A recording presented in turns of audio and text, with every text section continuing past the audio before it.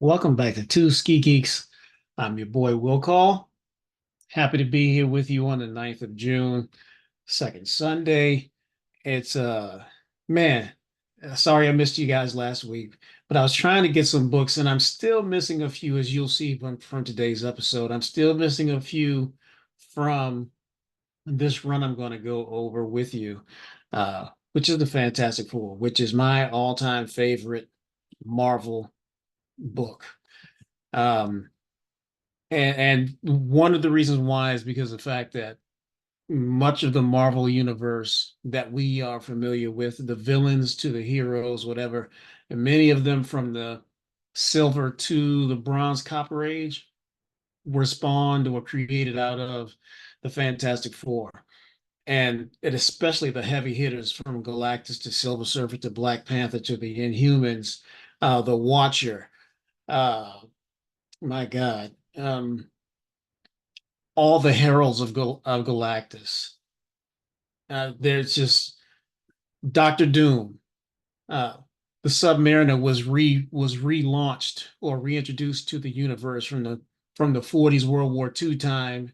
I think he had a little bit of run, yeah, a little bit of run in the up to the very early 50s, but and then discontinued until the Fantastic Four.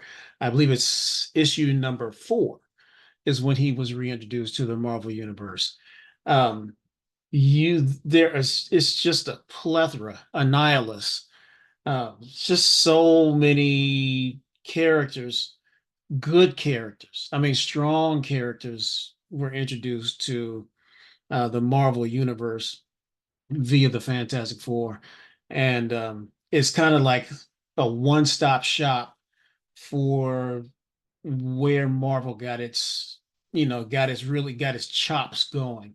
You can look at the Fantastic Four, Amazing Spider-Man, and then the Avengers as their pretty strong base of the superhero genre, which started probably at 63-ish with Fantastic Four and Amazing Spider-Man.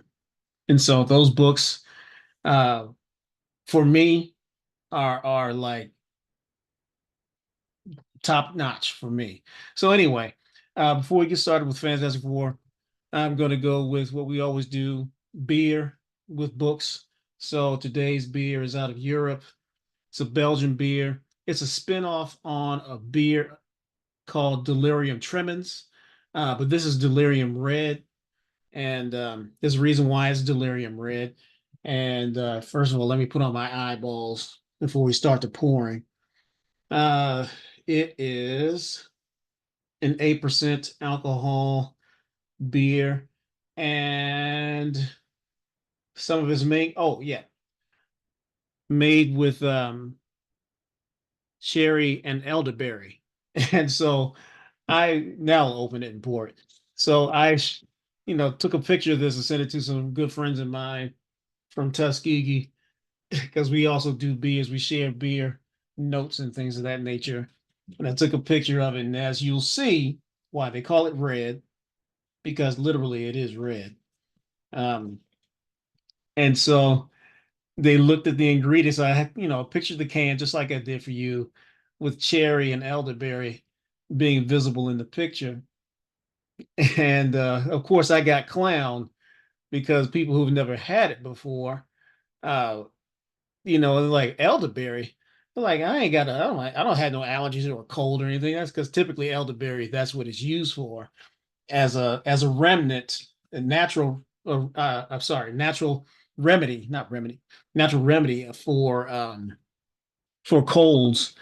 Uh, Helps you to fight off infection. Elderberry does, and so they clown me. I'm like, I don't think I want that kind of beer that's got elderberry in it, but it's actually very good.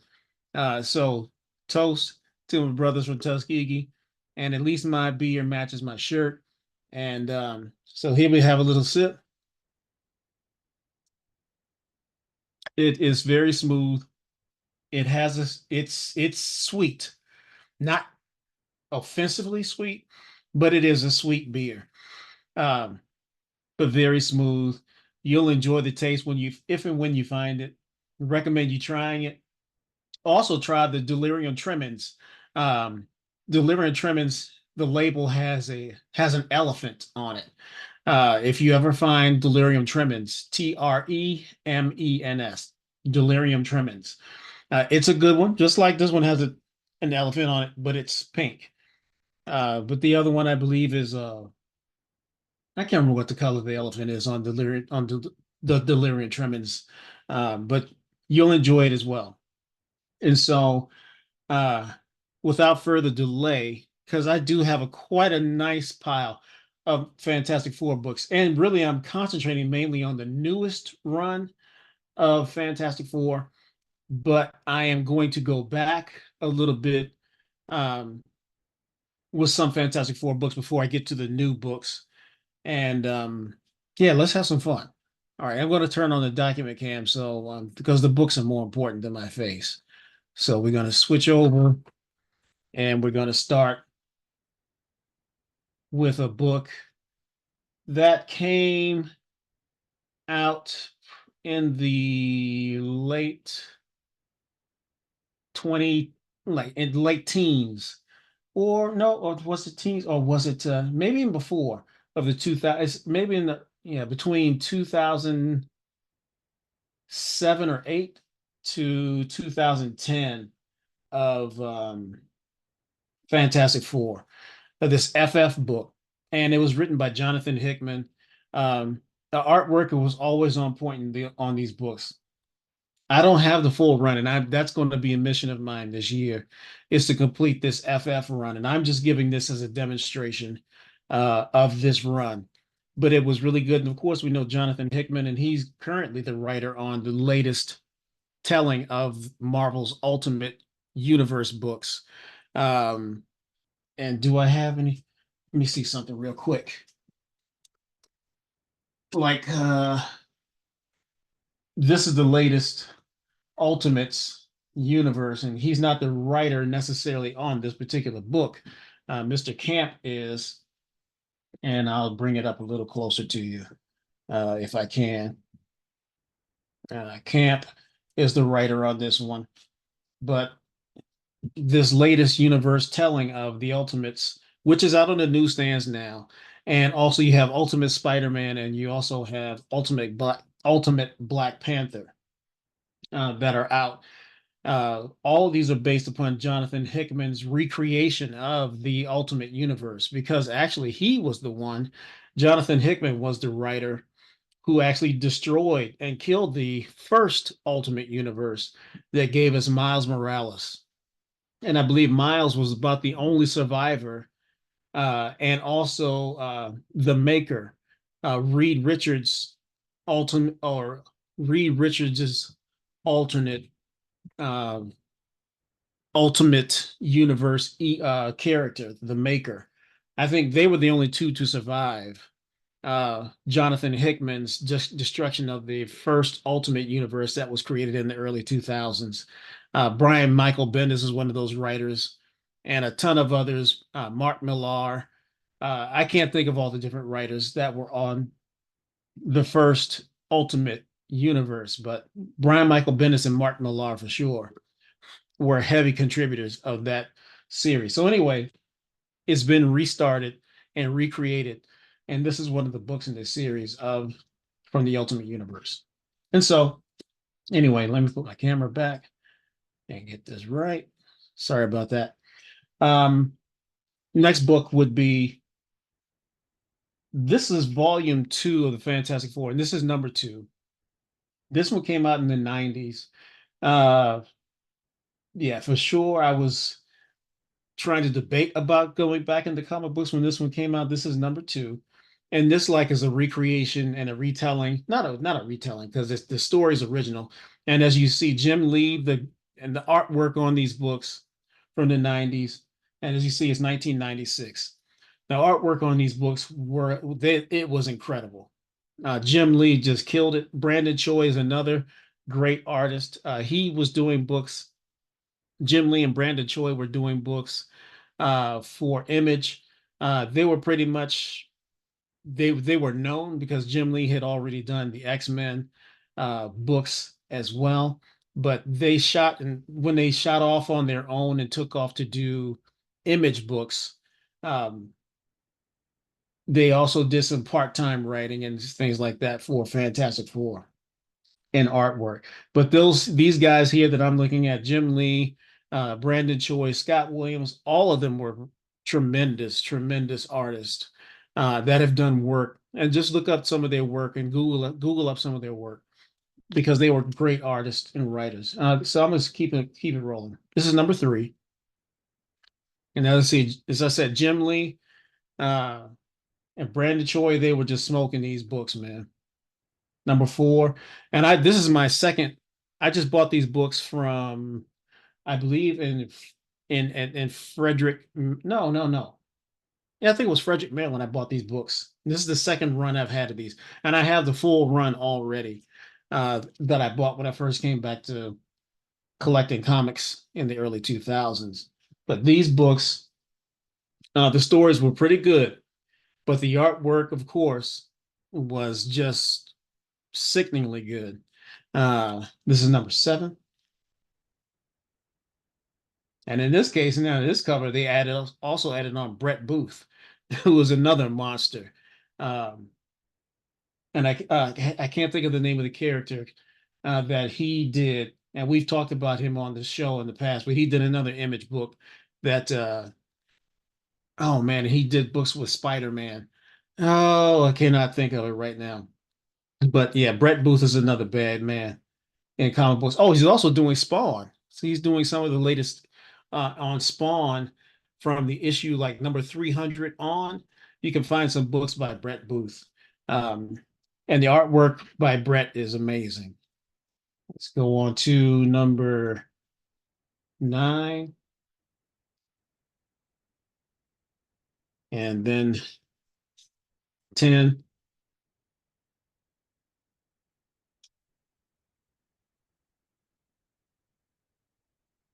11, and lastly 12. So these books here, if I neglected to say it before, these books here were volume two. Uh, when they stopped with volume one of the Fantastic Four, uh, these were volume two. If you look them up and try to find them, and they're very reasonable. They're not expensive books. I don't know why, um, but they're not expensive. You will not spend a grip. You can probably get this full run of 12 books for probably less than $50.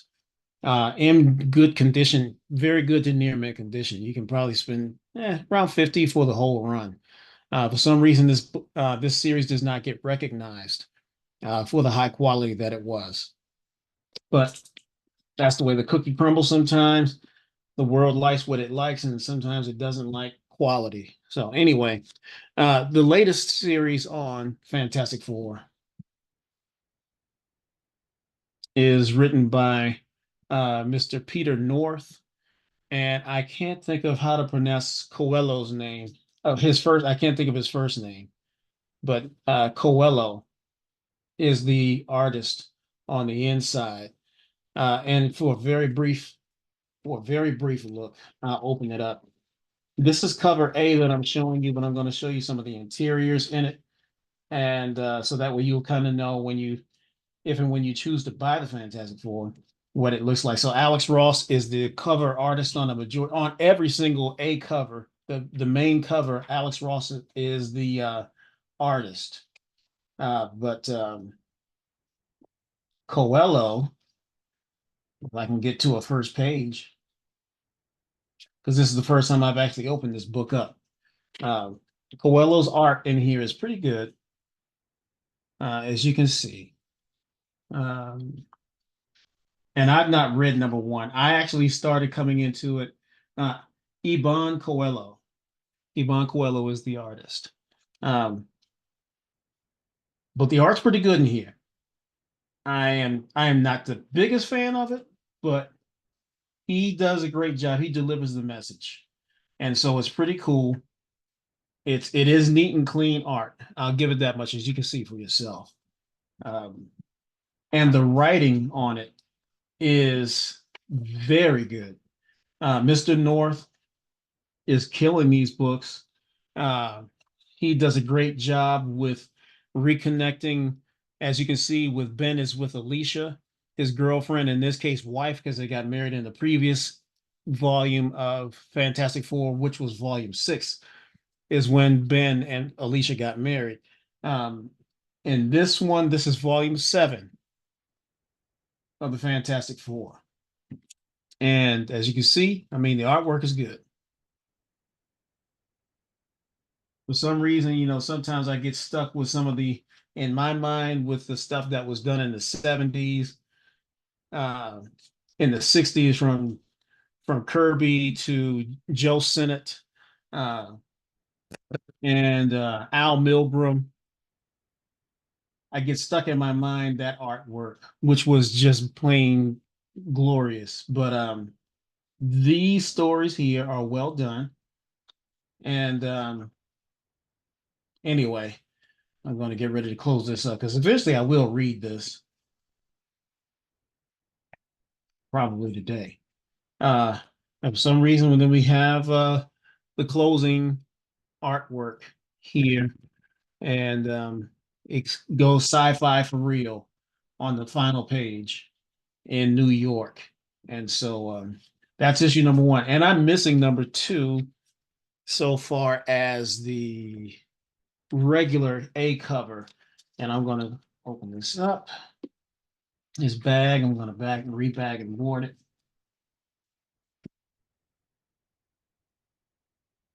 Man, I just damaged this book. How? Where did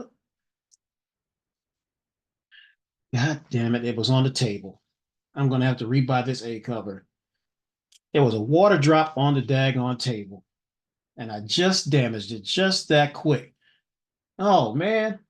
Drinking beer caused me some damage on my book. I'm going to have to repurchase book number A. Okay. Don't do what I did, y'all. Okay. So this is the B cover. Still Alex Ross on the cover and undamaged. My dumb ass. Anyway, I have 2 copies of it.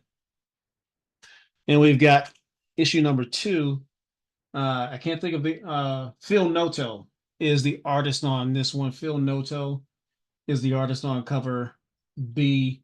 I've got to get that cover A. It should be on this way. It should be, I think I ordered it online, and it should be coming this way pretty soon. So that's issue number 2, one of the alternate covers. This is issue number 3, another alternate cover that I have. I believe I have number 3, another regular Alex Ross cover coming as well. But this is a variant cover by, I think, is it J. Scott Campbell, by J. Scott Campbell is the artist on this one.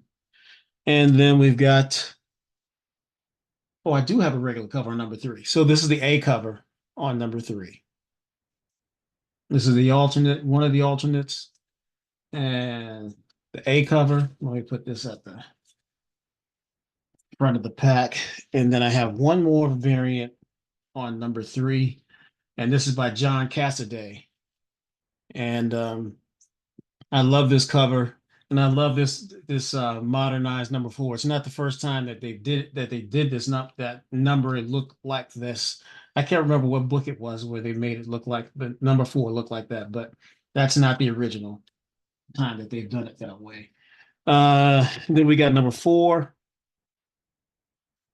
And I do have a number 4A cover somewhere around here, but this is a variant with the Planet of the Apes cover. I do have a number 4 regular cover somewhere. I just got to find it and put them all together. Number 5. And this is a variant, another Alex Ross variant on number 5.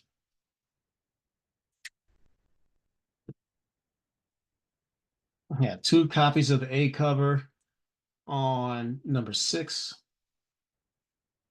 I love it with the Fantastic Four car, Fantastic car as they call it. 2 copies of this variant by Carrie Andrews on number 6. Just a glorious cover. I love that cover. Carrie Andrews, he just smashed that one. Um, And then we got, I only have no one copy on this number 7. And I had to get this one. This is one that came in the mail recently in order to try to prep for this show. It's a hard to find book, as is number 2. Number 2 for Fantastic Four, the A cover. Both of those books are very hard to find, and especially number 2. This one I had to search around for, had to pay up a little bit. It's more than cover price, and it's a double size issue. But it's like a five.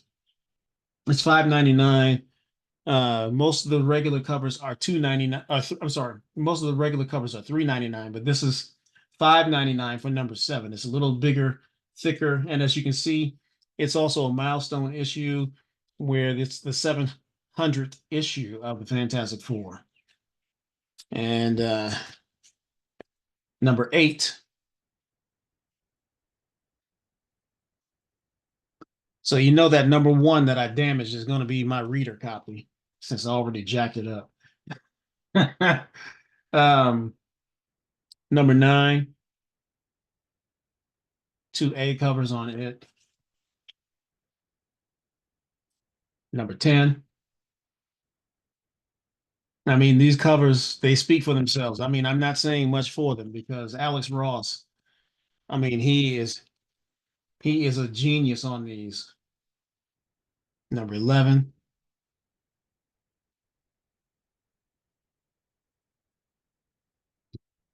2 on number 12. Beta Ray Bill over here. Um, I mean, Mr. Fantastic is stretched all over. I mean, this is typical Fantastic Four adventure. You got Sue Storm with her shield against the Uru hammer that Beta Ray Bill is wielding. I mean, it's just yeah, this is some glorious stuff right here. Then we've got number 13. I do have more than one cover on this somewhere. I have another one somewhere.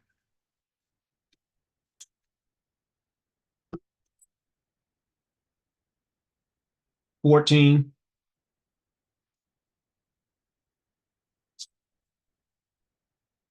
A cover on number 15. I love that cover with that floating brain. I love that cover. It is so cool. So weird looking, but so cool. Just a great cover. This is a variant on number 15. The Galactus cover. I think it's Hildebrandt. Hildebrandt is the artist on, yeah, Greg and Tim Hildebrandt, uh, brothers who did this cover with Galactus. And then we've got number 16.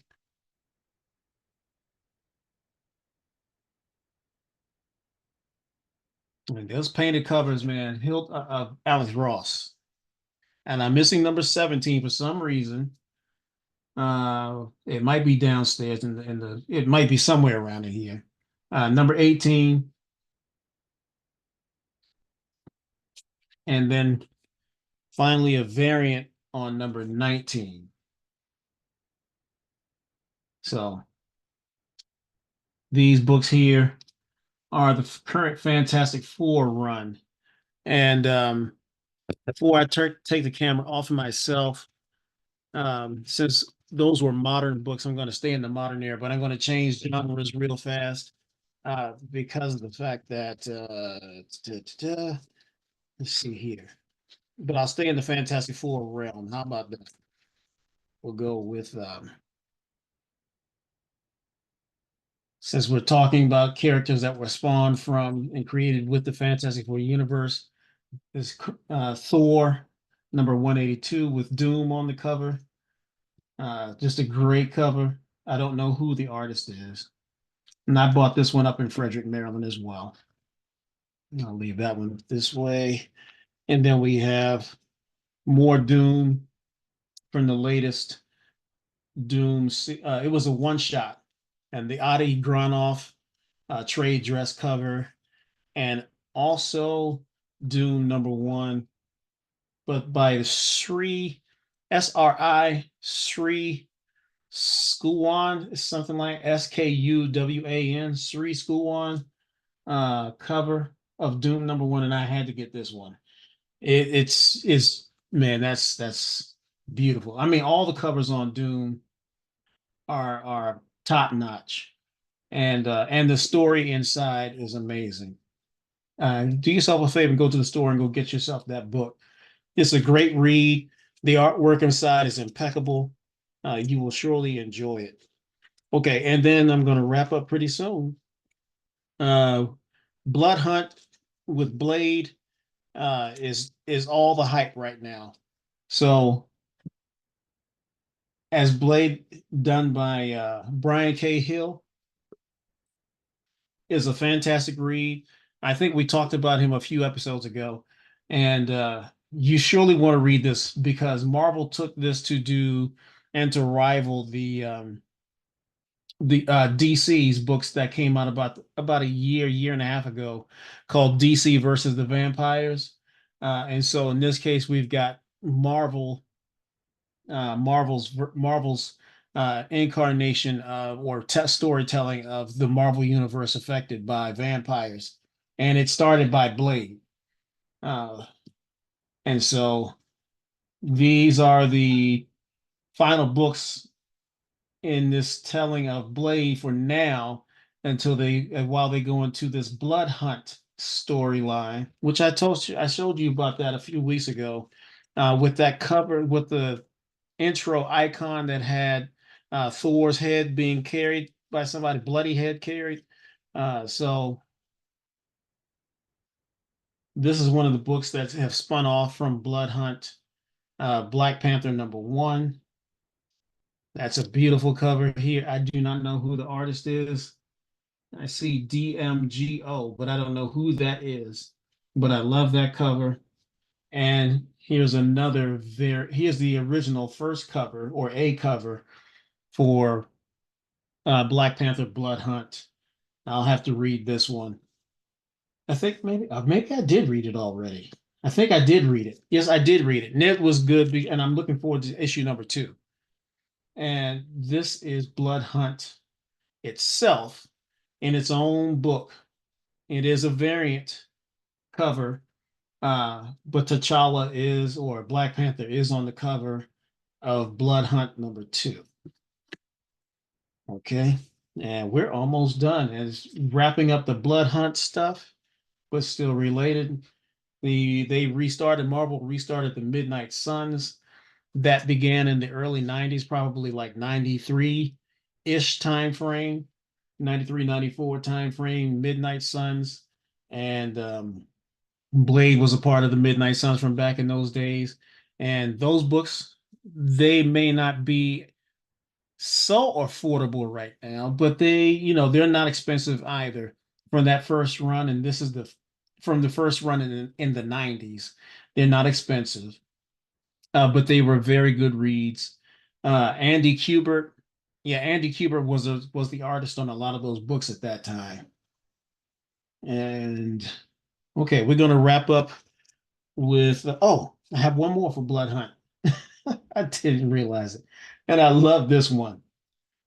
Union Jack the Ripper, part of the Blood Hunt series. I love this one right here. I can't wait to read this one.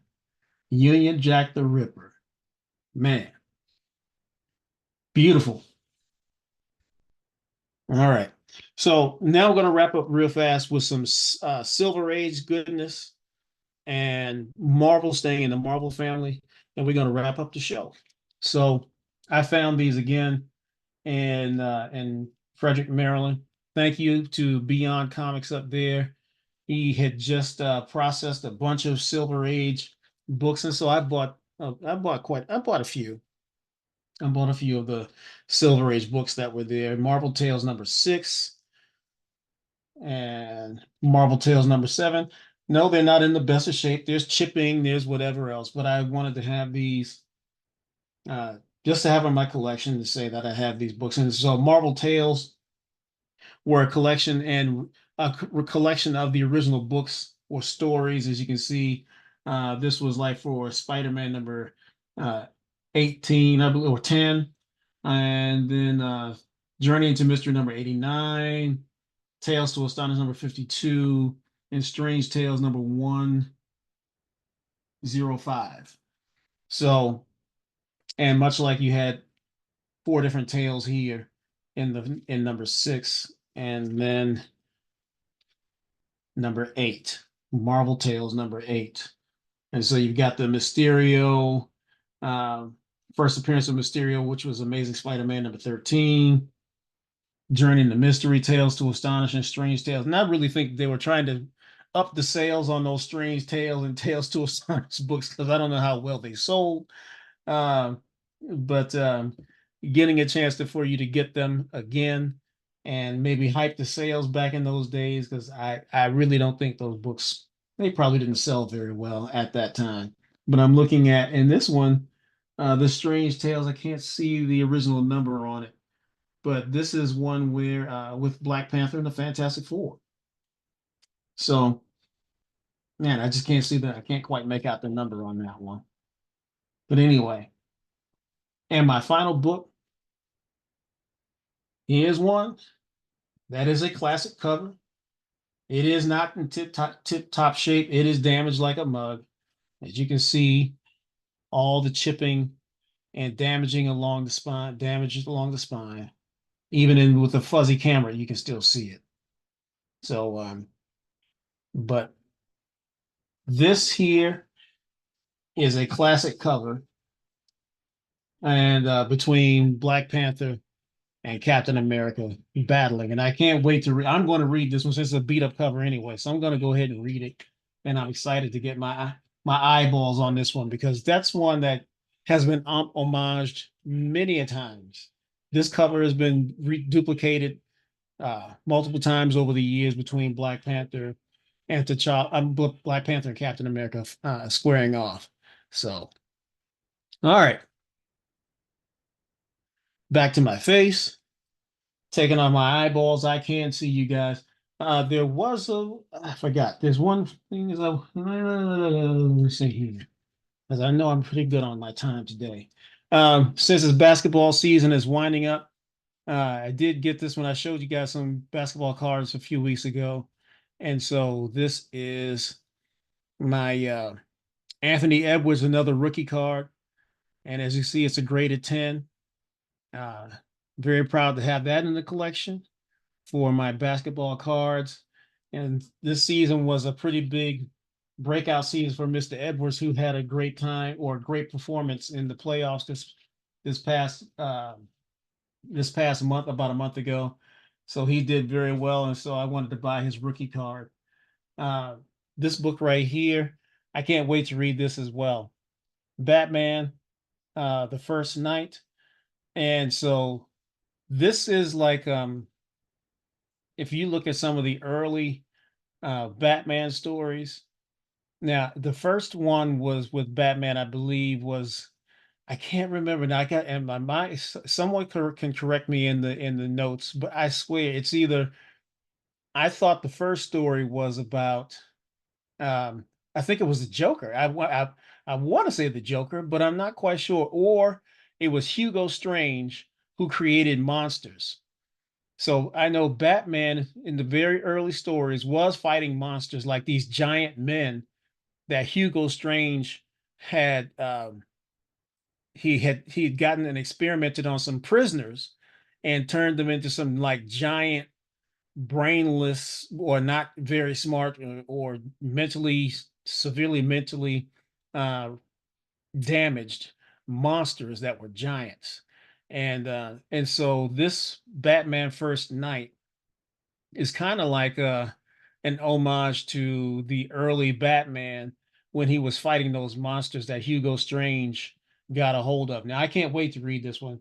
And if you look on the on the back how they depict Batman, kind of like with the hooked ears, kind of like trying to show us like an early Batman, but that's not how Batman looked in the very beginning, though. In Detective Comics number 27, he did not have hooked ears, but in this one, they're trying to make it seem like that's an early look with representation of Batman, so why not? And then finally, last thing I'll show is a figure, and I'm going to sign off. This came in the mail. The Batman Who Laughs, Batman Earth 22, infected dark metal, Nightmare Edition. And so, because my fraternity colors are black and gold, with my fraternity colors being black and gold, I had to get me a black and gold Batman. And so,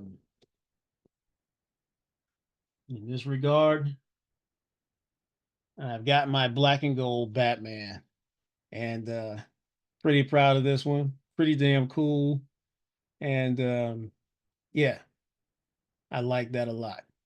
So, yeah.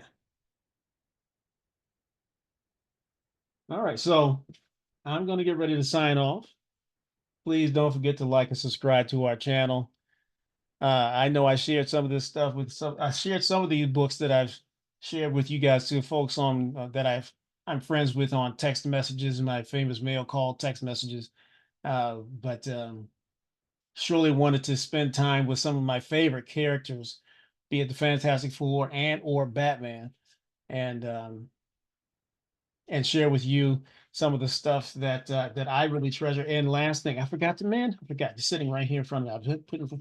So I'm getting ready to change offices, and as a departure gift, my folks from my office gave me this wonderful gift here because I have a little small statue from my former work area in Louisiana. Shout out to the folks at Bain Jones Hospital and at Fort Johnson in Louisiana, and they gave me a silver surfer statue.